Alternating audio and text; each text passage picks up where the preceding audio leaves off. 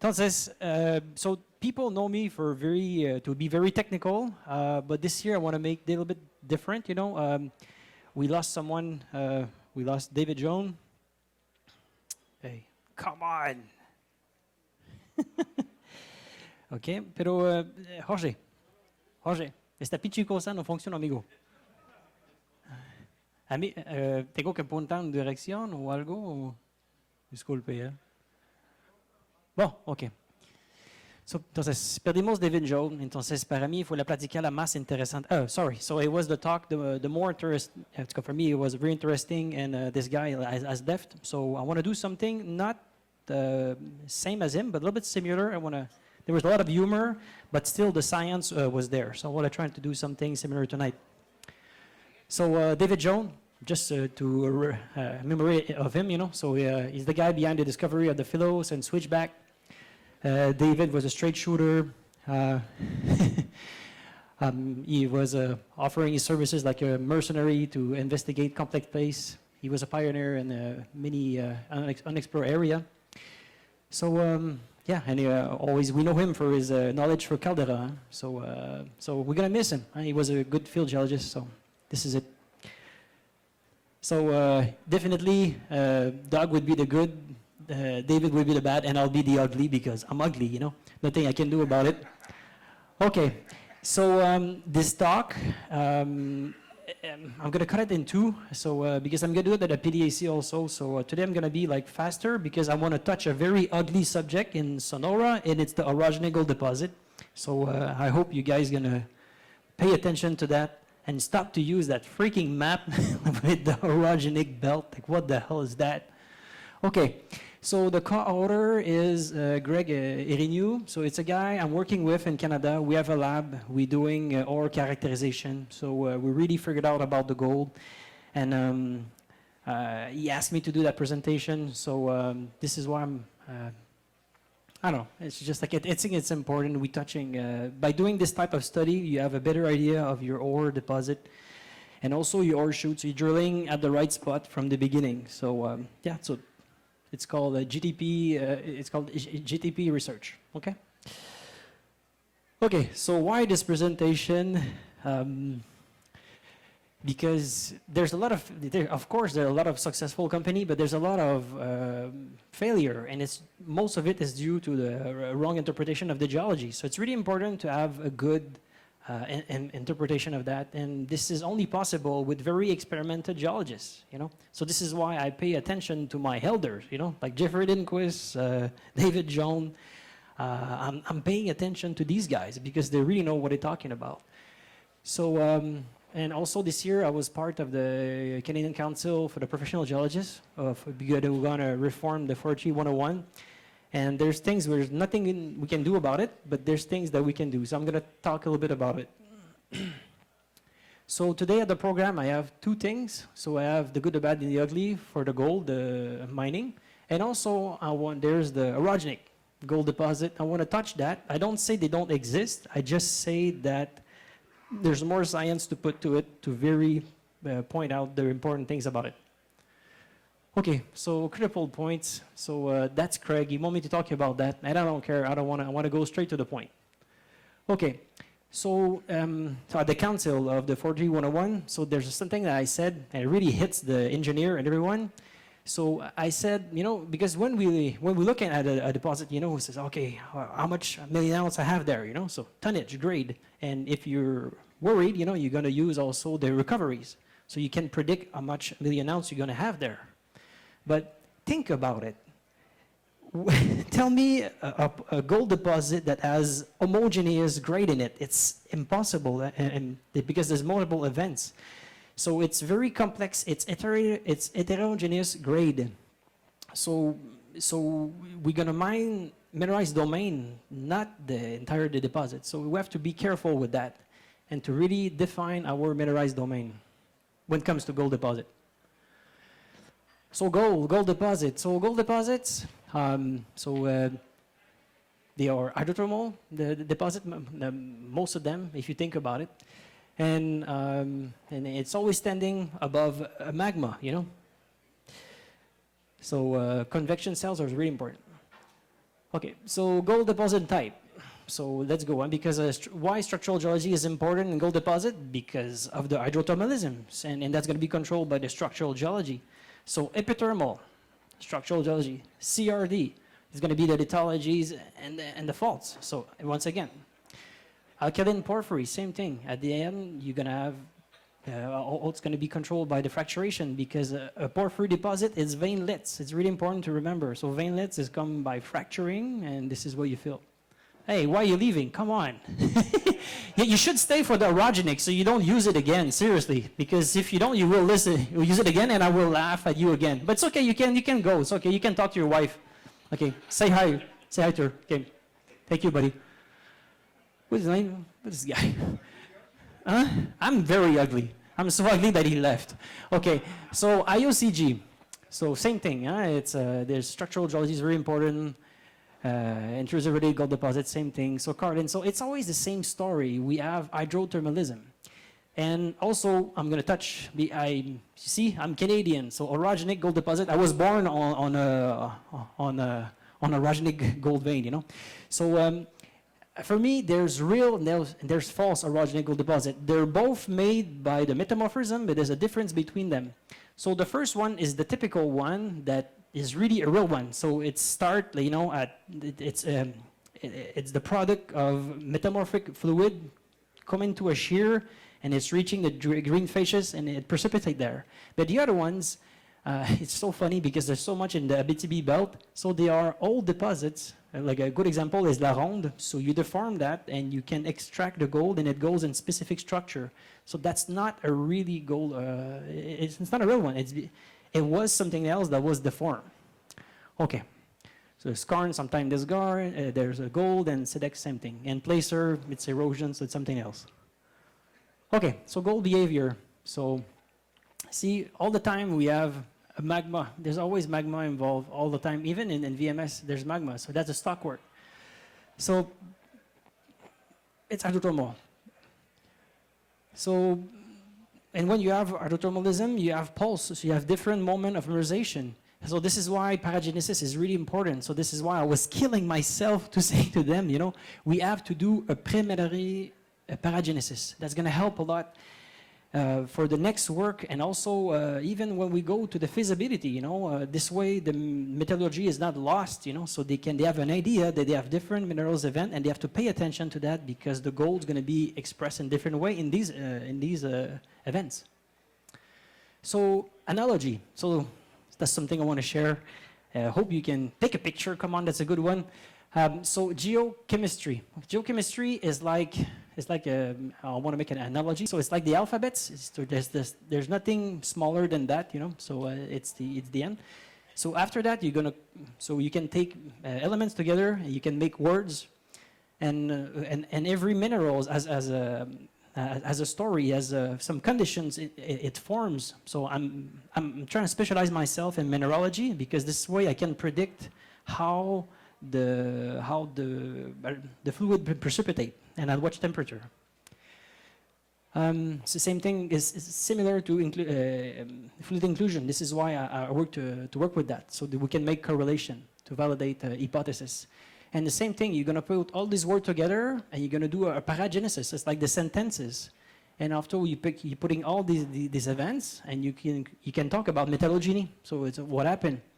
And also, what's important is the historical tectonics. So it's important what happened before, because it creates some structural porosity and stuff like that. And also, it's important after, because you can have a beautiful deposit. Like, I think the best example is Mesquite. Super beautiful, low sulfidation, but there was so much faulting, and at the end, it was really challenging to mine because everything was displaced and dismembered. Okay, so analogy of exploration. So, yeah, it's a low sulfidation. If you look Mesquite, yeah, sorry. No, some people pretend that, and we go to that, but it's a low sulfidation. Yeah, it was really good work on doing on that. Okay, thank you, Jean-Marc. I like that. He's listening. At least someone is listening. Okay, so so exploration for me is like hunting. Huh? And for me, orogenic is like moose, you know, it's like Canadian thing. So I'm ready to believe in it, but show me the evidence. Okay. And also, so yeah, I don't want to go. So yeah, so I want to give, okay, so I'm part of Almadex right now, so I have to make some publicity about them. So why Almadex is a good example of exploration? Because Morgan, you know what the hell he's doing.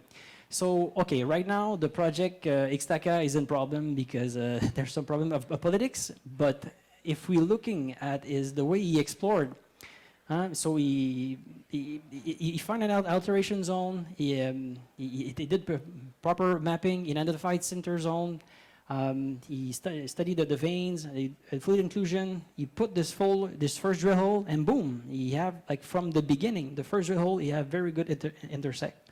So this is a good example of a company that is know what it's doing and not just drilling blindly something. So I call that battleship exploring, you know, when people are drilling grids blindly.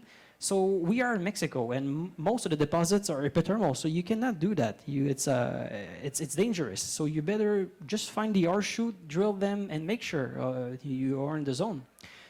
So that's a project I visited a couple years ago, and I just don't know why they dropped it, and it's sad because sometimes there's amazing project, but because people don't do the exploration properly, they just kill the project. There was 28 holes that was done there, and they left. And it's sad because you give me that project and 28 holes, you have a deposit. Yeah, so there was a typical low sulfidation vein, lattice bladed replaced with a green quartz. Everything was smelling good, but not drilled properly. So if you hire other people that have more knowledge, that really helps. So I don't pointing anyone, but it really values to invite someone with qualification to just to go further, you know. Okay, so I think we are in an era of better exploration. Why? Because the money is held by certain type of people, you know, and they don't give you money if you don't show that you know what you're doing. So so that's a good point.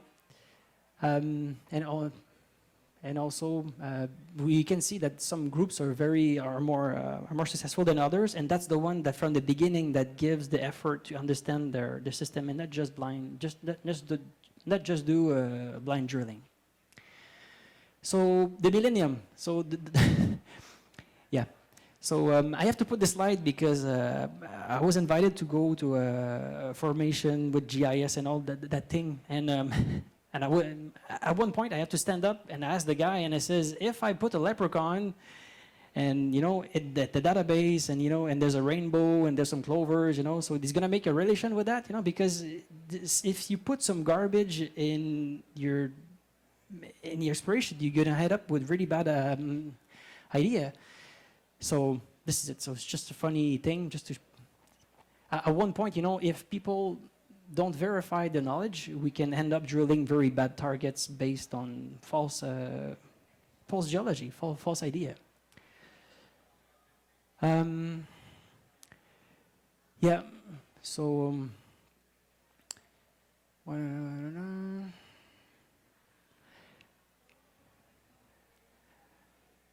I'm just talking right now. I'm just thinking about the orogenic gold deposits. I just want to go out this thing for the quickest possible.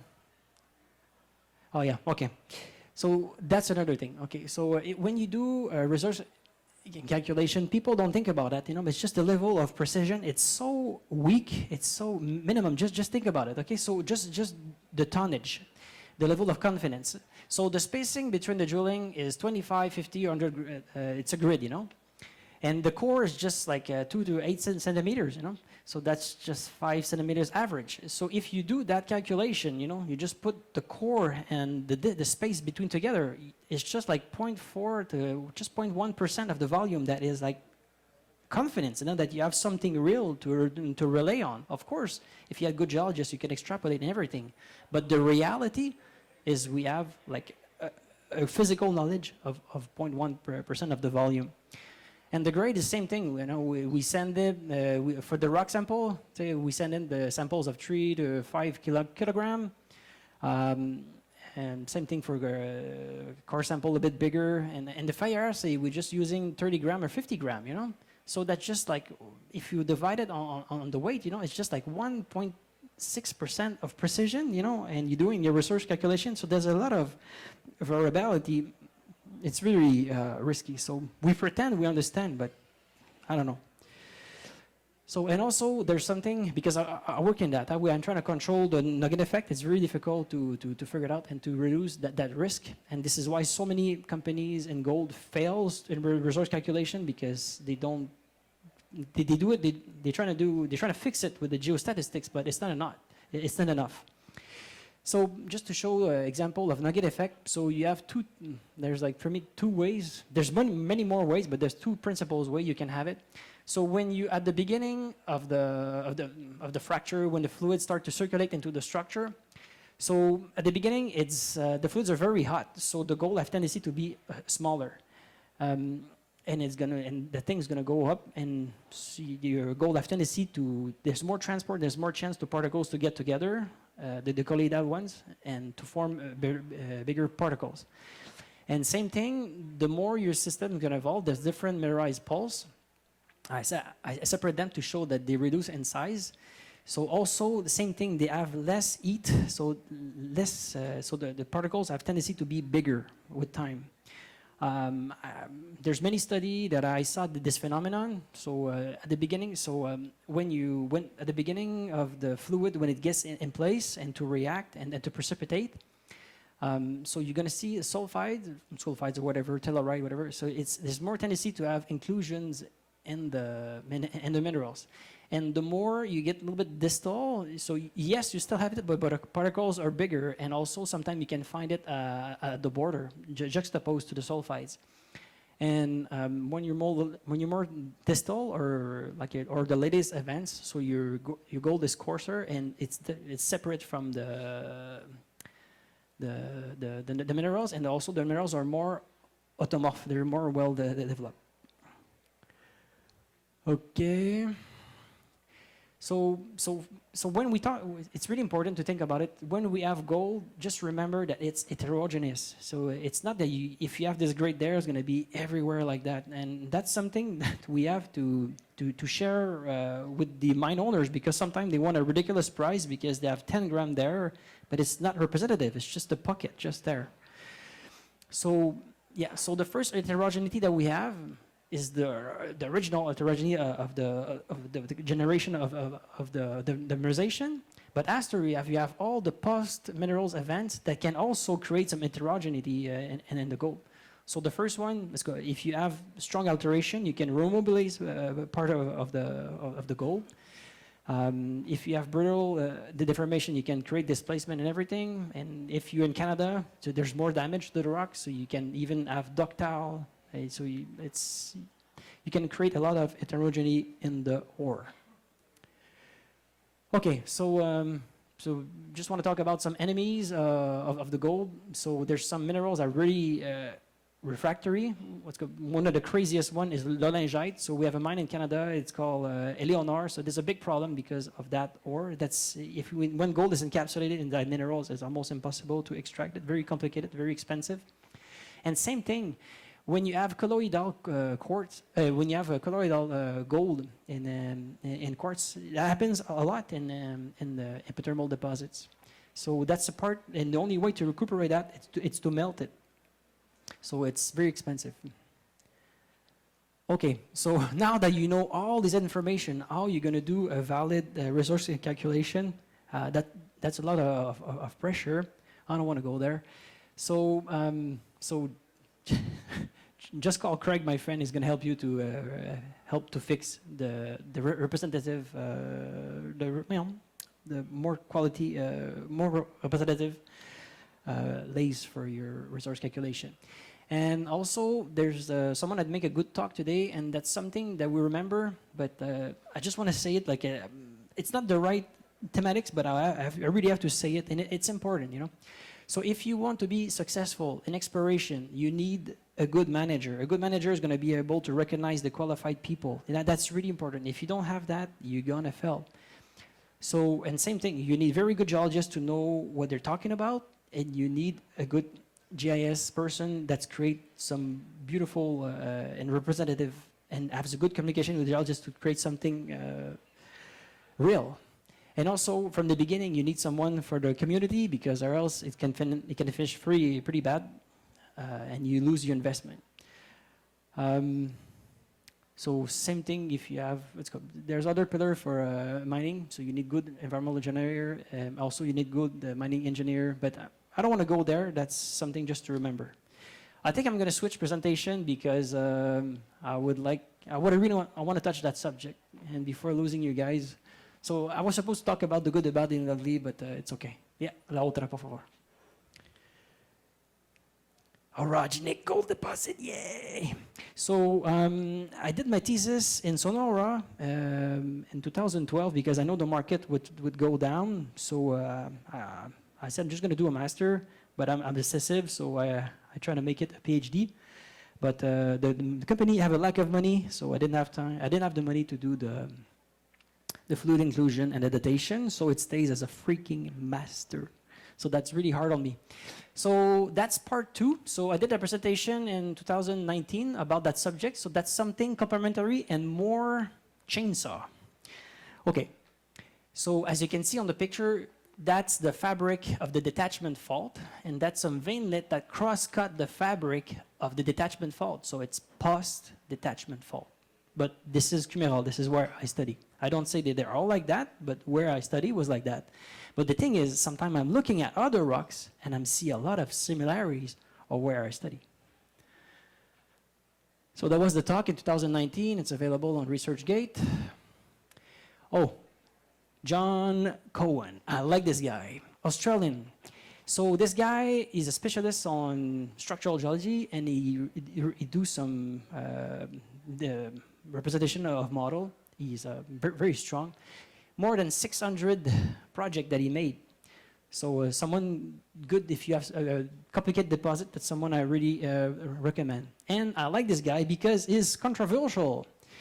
So he thinks that there's a relation between VMS and orogenic gold deposit. So I invite you to read these articles. Very interesting. I don't say he's right, but he's really convincing in my opinion. And yeah. And I like it. He chose the black swan. That's a good representative. Okay. Ariel, last year I was bad with Ariel. I apologize. So, and as this year I can see a lot of improvement. He's one of the only company that's using something very safe for the orogenic gold belt. So he doesn't use the word orogeny, and he just put the alignment and the corridor and very safe. And I was talking with him earlier. I was to put some pictures on the presentation, and he has 3 types of mineralization, 3 different events. And with Mike, I says, Mike, come on, let's make complementary talk this year. You know, you talk about the metamorphic rock, and I go after with the gold and everything. We try to match it up. So thank you, Mike, for doing the hard work to prepare the people for metamorphic rock. And also, there's something very important I want to say. It's not because you have a metamorphic rock that's going to be an orogenic gold deposit. It's just a host rock. Come on. Okay? Many things can happen after that event. Okay. So I was happy, and my life is beautiful. And I seeing this. So, oh, shit. I'm supposed to cover that. Sorry. So, yeah, so I was happy and everything, and I saw that things, they're still using that belt, you know, with the orogenic gold belt. I said, what the hell? Says the zombies are back again to hunt me. So today I'm gonna take the chainsaw and I'm gonna show you why it's wrong. Okay? Well, so yeah, I'm a man of many tools, so I'm gonna extract that. Okay. So if you have a lizard and if you cut the leg, it's going to look like a snake, but it's not a snake. It's a damaged lizard. Come on. Same thing for a cat. You know, if you're putting the white paint, you know, it's going to look like a skunk maybe, but it's not a skunk. You added something. So be aware of people that remove information or add information because it's so far from the truth. And I don't believe in Santa Claus. Okay. So my plan is very simple. Good science. Okay, and they're using orogenic gold deposit. So if people want to still use that, that's your problem. They're using something wrong. Okay, I'm going to tell you why I believe that. And Izigare, he did a very good work, but it's just that part, he blew it off. But the rest is pretty good. So he says that there's two belts. So the porphyry belt and the gold belt. So the porphyry belt, totally agree. Good job, beautiful, excellent work. The orogenic, he should not put this word. He just put like Kaborga gold belt. I don't know. Just take another. But don't stick this word there. And I know it was really tempting for him because he had some indication for that. So for me, it's a premature concept, and I'm going to show you why. Okay, so there you see on the list, there's 17 deposits that are there. Half of them are not orogenic. They are other things. Okay, so let's go. So 9 of them are mostly epithermal. Okay, I'm gonna show you exactly what page and what articles it's demonstrated. So this way, and the other ones, they are the same story as Cumeral. They are flat quartz vein zone, and they really look orogenic. And some of them are that I didn't visit. You know, I try to visit the more I can. But Herradura, for me, when I visit there, I'm sorry, I don't see any evidence that testify me that it's orogenic. I'm going to explain you why. And also, I had some others deposits that are in the belt, you know. So Castle Mountain, Cerro Caliche, Cumeral, where I did my thesis, Jojoba, Huyovia is a detachment that's separate from Cumeral, so that's the same deposit. Pikachu and Benjamin Hill is a porphyry. Okay. So let's go one by one. Okay, so mesquite, low sulfidation. You can look the articles, okay? So there's adularius, so there's no other way to form that other than low sulfidation. And you get electrum typical. Also, people were thinking there was orogenic because there was calcite, but the calcite is a second event. Where is it? With anchorite, where is it? Huh? Can you see it? Come on, Mike, where is it? Gold-bearing anchorite, the dolomitic vein. Just point it. Post-state quartz, left. Point left it. middle. This one? Left middle. Down. Right there. Up. Huh? There. There? Okay. Oh, yeah, dolomitic vein. Okay, yeah, anchorite. Thank you, Mike. Thank you, buddy. Yeah. So these veins cross-cut. They're not part of the quartz. So it's not orogenic. It's a different phenomenon. But it can look like it. And you have to be very careful when you study them because you can interpret it as orogenic gold deposit. So, and also, just wanted to say that there was there's some vertical faulting. ¿Qué pasó? ¿Todo bien, Jorge? Okay. ¿Ah? ¿Cómo? ¿Cuántas láminas vas a presentar? Como... ¿Cuánto más quiero que presentar? Como... Quedan como 5 minutos. 5 minutos? Ok. En 5 minutos yo voy a parar y usted ya sabe. Ok. Así es. Porque si me deja, me voy a hablar hasta las 7, 8. No hay límite para mí. ¿Ah? Ok. Entonces, solamente quiero, I just want to show that we have some faulting and we have the typical collapse flowers and the negative flowers that we have in strike clip faulting. Very important to remember in all the district that goes to Mesquite to Colorado. Okay. American Girl, huh? So it's, in my opinion, it's high sulfidation because there's perophyllite, there's philization, there's ceratization, and there's magnetite veinlets. So there's not too much other way to produce these types of alteration. Maybe UCG, but I will be more secure to go with porphyry copper system. Colorado, huh? So Tom Benson did some fluid inclusion there. So it's a low sulfidation. Come on. But sorry, but the guy affirmed that it was orogenic gold deposit. He put the name in there, you know. So Cerro Caliche, same thing, low sulfidation. It's there. Benjamin Hill, it's a porphyry. We know there's skarns and okay. There's something to remember. There's a lot of chalcopyrite. So when you have an orogenic gold deposit and there's a lot of chalcopyrite, think about it. Is it normal that have so much chalcopyrite in there? Huh? Copper is not that easy to produce. Yeah. And when you have orogenic, you're more like stibnite, anomalies, and arsenic. Okay. So Benjamin Hill, yeah, so yeah. Okay, so Noche Buena. Okay, yeah, it's orogenic, yeah, okay. if you take a look, okay, you're going to see quartz, sericite, albite. Okay, that smells like orogenic. Oh, it's in the whole rocks, gneisses, and stuff. Oh, propylitic. Propylitic. I think it's porphyry. You know, so, and also when you look at the mineralization, look at that. That's boronite, sulfur salt, low temperature. So it's not supposed to be there if it's orogenic. You know, you have to be careful. This is why I pay so much attention to mineralogy. It's fundamental. It helps you from the beginning. It guides you in the right direction. San Judas, same thing. There's hydrothermal breccia, whatever. So I can go on forever. So and my talk is almost finished. I just want to point out, you know, so you can still refer to that figure, you know, if you want. You can go for Tajitos, Jean-Marc. I want to visit that. There's too much chalcopyrite in there, so I want to figure it out. I don't know when I'm going to find them. Maybe I'm going to find the evidence of orogenic. And I really like the concept, sorry I don't have time, but I really like the concept of Isigare because it makes a lot of sense that we have orogenic. We have an origin, a very powerful one, and at 60 million years, you know, there's a lot of sense that we have the peak and we can create these orogenic gold deposits, but I never saw it. I never saw the high temperature fluids, deep one, you know, that you have the carbonate and the quartz together in the same time. I didn't see it. So if someone have a piece of it, I want to see it. And if you have it in a deposit, please invite me. This way I'm going to sleep better. I'm going to change a subject in my life. So yeah, so if you want to refer to that figure again, if you want to really want to use it, you know, okay, so here you can say orogenic if you want, but I would lose something more descriptive. Jeffrey Lundquist always tell me, so Josh, stay descriptive, don't be interpretative.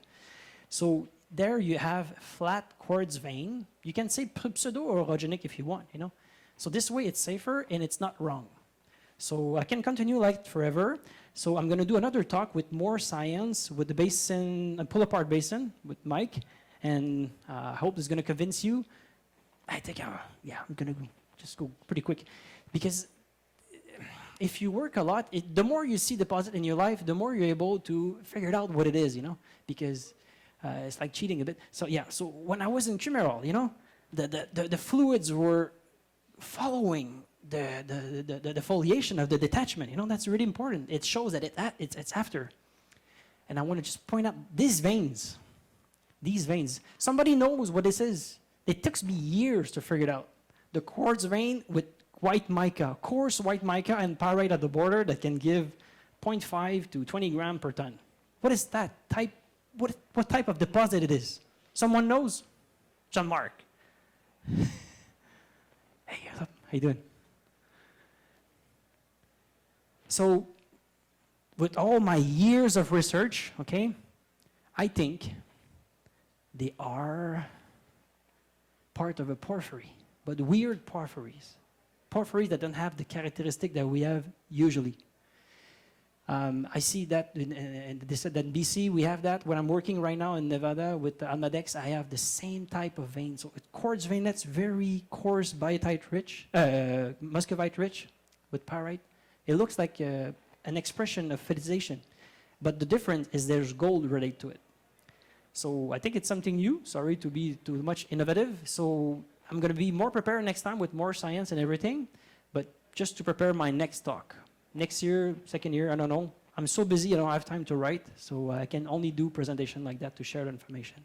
So I'm going to leave you with that. I hope you have a good time. You can drink all you want, and así es, amigo. Ya terminó, ¿ok? Buenas noches, que descanse. Ok, gracias.